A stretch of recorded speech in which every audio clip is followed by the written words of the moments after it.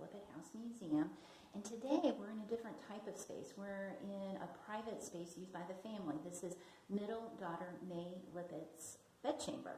So May is a very interesting story to explore today. She was very politically active as well as very involved in charity work.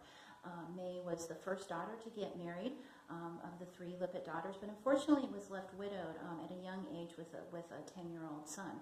She moves around a lot, but by the time she gets back to Providence, she really gets involved in civic life here in the city and in Rhode Island. She is one of the founders of the American Red Cross chapter here in Providence during World War I, and that's an association she keeps up for the rest of her life.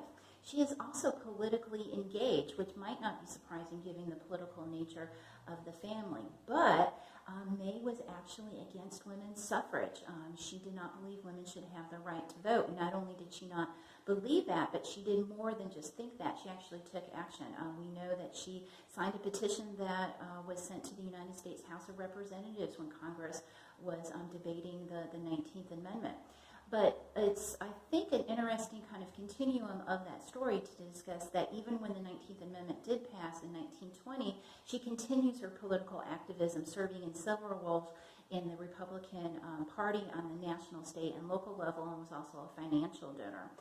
But all that kind of civic life was made possible because of the economic and social position of the Lippitt family. They were able to hire a number of live-in servants to take care of the house. It wasn't the Lippitt women that were making sure they had enough provisions for the meals. They weren't the ones cooking the dinners.